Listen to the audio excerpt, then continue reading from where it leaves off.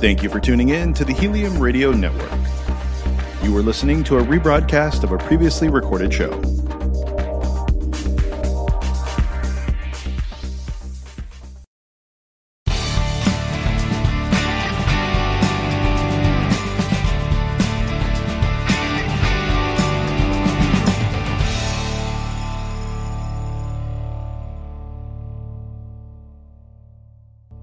Hey guys, welcome to Sessions with Sarah on Helium Radio. Today I'm here with Gabi Conti, and she's a comedian, author. She writes for Cosmopolitan. What don't you do? Sports. No sports. Oh, okay. All right. Which I know that's your background, right? You were a sports host or no? Actually, that and country music. Got it. Yeah, I know nothing about sports. And a host. Yeah, I host for Hollywire for our YouTube channel. So I do 24/7 celebrity news for them. I love that. I was watching some videos earlier today, and I'm like, that looks like a dream job. How did you start that? It is. Yeah, no, I've been hosting. I mean, it's what I've done in college. I went to school in Boston, which is, I guess, another common, right? You're from Boston. Where did you go? I went to Emerson. I was going to say Emerson. Yes. So awesome. I was on the TV back then on the local access cable for the Emerson channel, which I've been hosting for, since my freshman year. And then just have been doing, hosting off and on. I had a 2-year run with the Elite Daily Show for Go 90, where I did like over 400 episodes for them. And then Hollywire, I just knew the CEO is a friend of mine and was like, hey, do you ever want to come in and host? And I'm like, sure. Why not? Yeah, it's a little different because it's all like Gen Z stuff. So I'm now very well versed on all like TikTok relationships and whatnot. Which is like a whole thing for me. Like, I don't understand it because I can't even I'm like, I'm just going to put up a few videos to see how they do. And I get like 100 like watches and I'm like, yeah, I'm cool. I'm really cool. That's good. 100 watches is pretty good. I don't understand like how these, and to me, like I not to knock TikTok, but for me watching it, I'm like, I don't need to see sexy bitch dancing every 5 seconds for the millions of hits. Well, yeah. And then that's the whole controversy of it too, is that a lot of the people who are dancing, they're not listening to the music that they're putting under it and the lyrics, and some lyrics are like sexually explicit or sometimes, say the N-word in it. And these are white, like 15-year-old girls. So it comes the whole, question of like, how much should we be monitoring it? And TikTok recently, if you're under 16, your profile will automatically be set to private as a way to kind of help child safety, which I think is that's smart. a good idea. Mm-hmm. Yeah. Yeah. But like you say you're with the Gen Z, and then you did do a book called The 20 Guys You Should Date in Your 20s. Yeah, 20 Guys You Date in Your 20s, which is actually written from a millennial perspective, which I am. But I do realize that, yes, if you're 20, you are a Gen Z. Yes. But I do think that the book and the relationship types, it's really more relationship types that I think are relatable to anyone, not just a straight girl. It's really, I think they're timeless because, it's stuff like the guy who got away, the guy you always go back to. So they're more like relationship obstacles that people face. That's my dog. I'm sorry. Oh, it's okay. And it's like how you overcome them and my stories of how like I hilariously failed with these types of guys and just like charts and quizzes, which I do hope is like a handbook for the readers. I hope the readers, I've got a lot of feedback that it's such a quick read, which is great, but that also they have it on hand. So like, let's say they or a friend is dating someone older or younger, they like flip to that chapter and they redo those quizzes and kind of see if they can make it work or get some hopeful advice and nuggets from those chapters. That's a really great thing to have, because I think about all the guys I dated in my 20s, and like a lot of people like get this, I need to get married, like especially when they get 28, 29. And I'm like, if I married the 3 guys that I dated long term in my 20s, I'd probably be divorced twice now. That's very true. And that my last chapter addresses that, because I wrote my last chapter. So every I need to read this book just because it'll just be reminiscent of all the mistakes that I learned. And now here I am and I'm older and I'm like, why didn't I learn from that a long time ago? Yeah. My last chapter is dating a guy who I thought was the one. And I think less because he was the one and more because I was 29 when we first started dating. And I had that thing in my head, which I really blame rom-coms for, of it's like, once you hit 27, because remember My Best Friend's Wedding? Yes, it was one of my favorites. Right. So Julia Roberts has a pact with her friend that if they're 27 and not married, that they would marry each other. So I think subconsciously that age, which is close to 30, has always been like, I need to get married by 27, even if I'm settling for my friend, which is what Julia Roberts does, even though she's an accomplished food critic in that movie. She doesn't want, I know, it makes no sense. Yeah. It's such a bad message. The way you put it that way, it's so true. And it's like, and I think a lot of people do settle. And I will say, right now in my age group, which is the later 30s, I'm seeing a lot more of them getting divorced and stuff. I think one got mad at me because I was like, I joke around about things. So I was like, oh yeah, that's why I never got married. And he's like, good for you. And I was like, overly sensitive much? Not my fault. Not my fault. It didn't work out for you. Not at all. Not at all. Yeah, that's too funny. And that does happen. I think, people are getting divorced a lot, or they're in unhappy marriages. And then I'm currently engaged, which is crazy. Like this happened just a couple of weeks ago. I live with thank you. I live with my fiance. We've been together for over a year and survived the pandemic so far together. Did you meet prior to COVID? We met prior, which I almost like wish that we didn't, for the sake of being able to. I feel so bad that the dating advice that I can give is pre-COVID. And I have friends who are single, and I'm trying my best. And my best friend's single and she's dating, and she's like, Gabi, you just don't, it's like, it's like not the same thing. It's so hard. I agree. I'm single too, so I get it. But I did meet my boyfriend on Bumble, which I feel like, that we could have met each other, if this was in the pandemic, we would have still met each other the same way. And I do think that there are ways to be more efficient on dating apps and to have and to attract the right guys instead of just attracting everyone. Oh, well, like that's, so we'll like say I got bored in the middle of COVID during the summer. So I always like joke, like if you see me on Instagram or anything, I'm always like, they're like, could you stop? Like some people like it when I'm posting in the jacuzzi drinking or they don't, but I was like, in the jacuzzi swiping, and I'm like, okay, well, this one might be okay. It still had me in Nashville for some reason because I traveled there from my old show.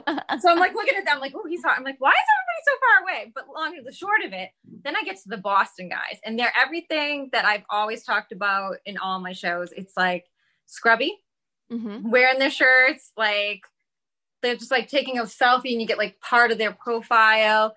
So like, what advice would you have for people trying to date on these apps right now? Or the conversations suck. Yeah, the conversations suck. Okay, so my advice is you want to have a good profile. And I've actually have helped people like my followers, and I still offer this. If anyone wants to send me, as someone who doesn't know them, send me screenshots of their dating app profiles, and I'll give you feedback, because I really do think the photos you use, especially the very first one, as well as your bio, are really, really helpful in attracting the right person. Right before I met my fiance, I did a major change to my bio. And instead of writing for my bio something that I thought was like, would attract a lot of guys or like be super flirty, I changed it to something that was authentically and specific to me. And it ended up actually being something that my fiance liked and also agreed with, which is kind of how we first started dating. Connected. So I really do think that's key. I think having a short but sweet bio of something that really defines you and says who you are. And then with your pictures, you never want your first shot to be a shot that's really far away. Right. That's a group shot. Or with a fish. A fish. Yes. The fish. Okay. I will say with the fish, and this is the thing, is I've noticed there's so many guys holding their fish. Yeah. And the fish thing is okay, if fishing is a huge part of your life, absolutely keep that on there, right? Okay. But I have a feeling there's not this amount of fishermen in Los Angeles that fishing is their life. That's just a guess. So if you're doing it because it's a cool thing you did once and you think it makes you unique, well, spoiler alert, it doesn't. It makes you think everyone else is doing it.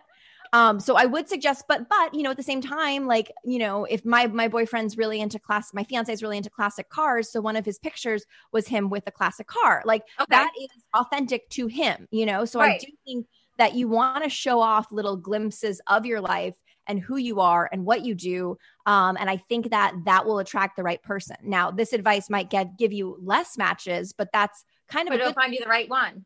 Yeah, when I met my fiance on Bumble, I was getting significantly less matches, but he was the right one. And I think that's keeping your standards high on dating apps is how you'll actually lead to a good relationship. That's really key. So no, that's really good advice. And, I mean, it's just so hard. And like, and then there's a question now with COVID, do you want to meet up with these people? What if they are carrying the virus, Right. Which is a big thing. And especially in LA, LA currently, we just had a report that 1 in every 3 people has it. Right.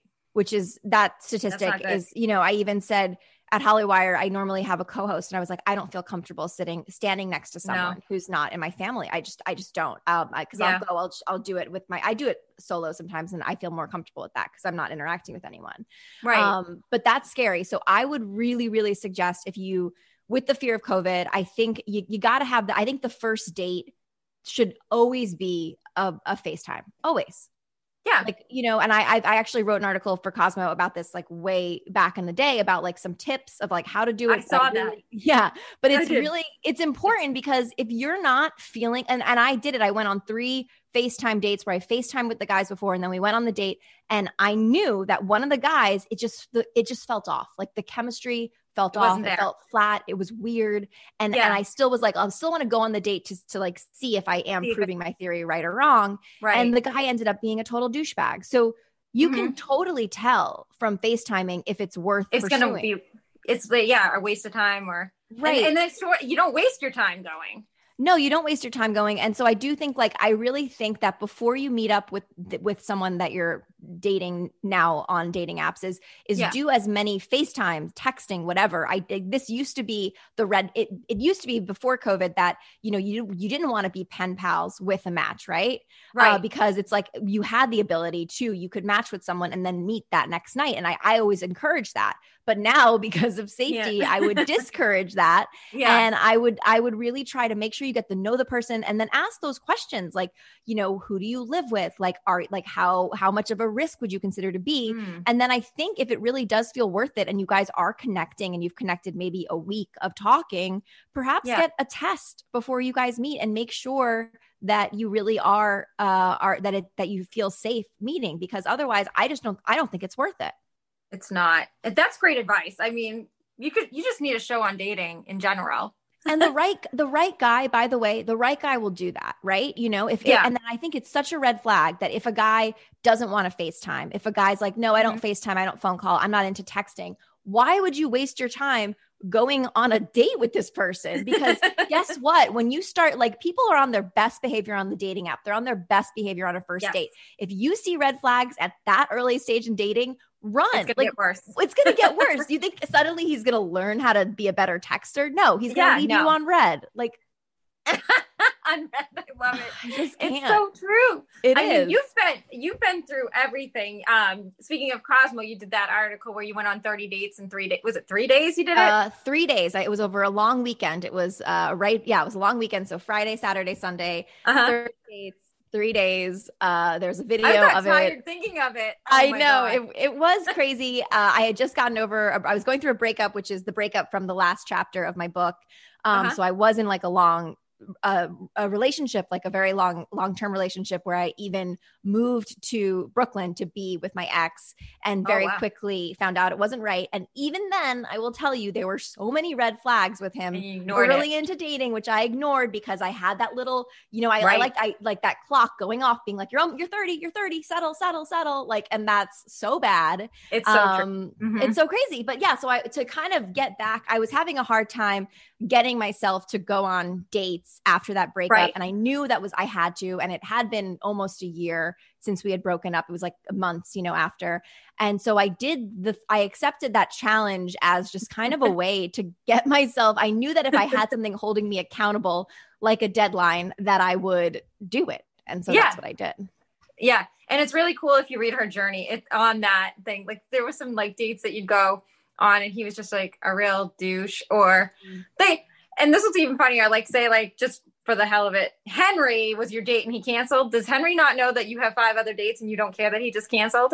No, he doesn't. He has no idea. And it was funny because people are like, and I love the people who are like the technicalities. They're like, well, actually she only went on 20 dates because we counted the cancellations. God. Right. And then also the last date I had, went well, but in hindsight, it was probably just because I was like, had been on like so many dates prior that I was just like, this guy's cute and nice. Sure, I'll have a long date with him. So because that date lasted so long, my editor was like, we can count that as 5 dates. So that is so funny though. But I think like a lot of people, like millennials and everything, would really enjoy reading that venture. Because I mean, you can't do it now, which is a bummer. Yes, you can. You could do it with FaceTimes. On FaceTimes. And actually, I highly thought about that. No, but I highly recommend that. Like, why don't you do that? Like, if maybe that is what people who are feeling currently right now, that they are just, I don't think 30 is like, that's crazy, but maybe challenge yourself to do a FaceTime date a day, or on a weekend, try to do 5 in one day, because it also is helpful to kind of compare, right? If you're right. seeing 5 people in a row, you're going to see like who stands out, who's worth it. And then you're also going to get better at your dating ability. Cause after the 30 dates in 3 days, my fiance was like the third person I dated after that. And it just I learned how to use the apps more efficiently. I knew how to have a good first date. I also had this rule that, if a date was longer than an hour, that I would only have first dates be an hour, but he like passed that. He was the exception because he was so, we really hit it off. Yeah. I do recommend trying to go on something similar, or just challenge yourself to go on these FaceTime dates. That is so funny. I just your humor though, like on it, like in the video, like diary you kept of it, was just really so unique and so funny. Thank you. Yeah, I was losing my mind a little bit. I think by like end of day 2, when you're doing your makeup, to conceal at 10 p.m. It was just crazy. It was a lot. I was like, this is a girl I need to hang out with. Like, it would be so funny, especially once the drinks get going. Yeah, no, I miss that a lot. I miss being with my girlfriends a lot. I know. Yeah, I miss everybody. But so are you going to do I think you should do, I don't know if you have, but you should do an article about dating like in COVID. Have you done that yet for Cosmo? I haven't yet, because I do feel like I don't know how authentic. I do feel like they are. There's so many. I'm a contributing writer to Cosmopolitan, and they have such an amazing. I'm sure there's so many other writers out there who are actually going on these dates. So I would hate to take that article. Yeah, from them. I think that they should be writing it because it's more authentic. But I think that like your advice is great. So. Oh yeah, no, I'm always, if anyone needs advice, and also if anyone ever wants to slide into my DMs asking me for advice, or also if you want to take me up on, helping you give advice on your dating profiles, that's something that I'm always open to. That's awesome. That is really good. Now, what do you have coming up for the rest of 2021? Oh, well, I mean, 2020, rest of it like just started, right? So, yeah. Well, I have a couple of projects coming up that I don't really want to announce until they are officially announced. But but a lot of stuff going on. Like I'll still be hosting at Hollywire, and that my book is currently being adapted into a movie, which is very, very exciting. But we're in the early stages. We're still in development, so I almost feel weird announcing that, because I'm like, it's not. I feel like the announcement comes when the everything's in place and we're going into production. But we're just in development right now, but it's still very exciting. That is very exciting. You're like the Carrie Bradshaw of real life. Oh, I hope so. I can't wait to see what they're going to do with that, the reboot of this. Oh my God. I am so excited. I try to get Candace Bushnell. I'm like, I want to be like, did you read her second book, the one when they're older? I haven't opened it up yet. And that's no shade to Candace at all. It's just that I haven't been reading as much. I get into little spurts of wanting to read constantly. But I actually went to a panel that she did, and she is just so bubbly and wise, of course. And there's also a really, really great podcast that I was listening to, Origins, where they interview the whole cast and crew with the exception of Kim Cattrall, of how they made Sex in the City. And Candace is just, she's such a revolutionary. She was so ahead of her time. Yeah. Oh my God. I missed the show. So I'm so glad, but I like that they're doing it older, because I'm older now, and they had their 40-year-old friend in it. And I'm like, I would love to play that role. Yeah, no, I think it's so great because that is a real thing. And I know in the panel I was with Candace Bushnell that she was talking about how she had to learn how to date all over again. I believe in her 50s. Yes, yeah. 50s. Yeah. And so I feel like something tells me, I know she was saying at the time, and this was a couple of months ago, that they were adapting Is There Still Sex in the City into a television show. Yeah. But my guess is that she would take some of the themes from the book and put them into this new show. Yeah, that's what I was thinking too. I've heard that big spoil. I mean, I think this is common knowledge now that Big dies, and that's like so in the. I didn't know that. Yeah, that's everywhere. I don't, and that's like that they were good, and that was the movie, the third Sex in the City. That's how it opened. That Big died. It was supposed to die in the movie. So something tells me that they're going to keep that theme, which I just got a chill thinking. Yeah. But it's, I mean, as sad as it is, and something tells me also Christopher Noth is probably like good with that because I feel like I feel like he like appreciates over it. Yeah, like because he said no matter anything that he does ever, he'll never be able to do a role that people talk about as much as they do with Mr. Big. Mr. Big. Wow, I didn't even know that. Breaking news on Sessions with Sarah today. Well, that's what I heard. And it makes sense because how else you have to have, if they're going to do more episodes, you have to see Carrie single. I feel like that's what works, you know? That's what I was trying to figure. I'm like, is she going to divorce him? That's what I was thinking. Like, yeah. Interesting. Mm-hmm. Good inside scoop. That's what I've heard. I wish I had the source to confirm it for you. Yeah. Right. Yeah. But that would be interesting to see. Mm-hmm. So where can everybody reach out to you, buy your book? I gotta read this book. Yes, I'll definitely send you a copy. My book's available wherever books are sold and wherever you listen to books, because I also have an audiobook of it. The audiobook does not have the quizzes because that would be weird. But I do feel my book is best digest as a hard copy because I do hope that people who get it keep it and they continue to flip through it as they're dating, even when they're in relationships, just to kind of hold themselves accountable and to check in. I know. And I'm on Instagram at It's Gabi Conti. Also, I'm on TikTok and Twitter with the same handle. Okay. And yeah. Just reach out and TikTok away. Yeah. And then you also can catch me on Hollywire on YouTube almost every day with the news. If you're interested into TikTok Gen Z news, I got you covered. I'm actually interested in it all. Yeah. And it was really great to have you here today. Just hang on tight. But we're gonna end this and we're gonna go have some girl chat after. So. Love it. This was so fun. Right. Thank you for having me. Thank you, Gabi, for doing Sessions with Sarah on Helium Radio, and we'll see you guys next week. Bye.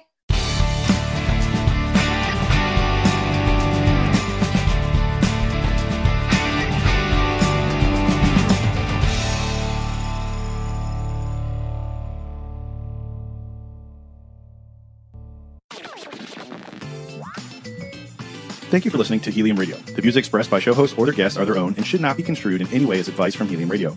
We make no recommendations or endorsements for radio show programs, services, or products mentioned on air or on our website.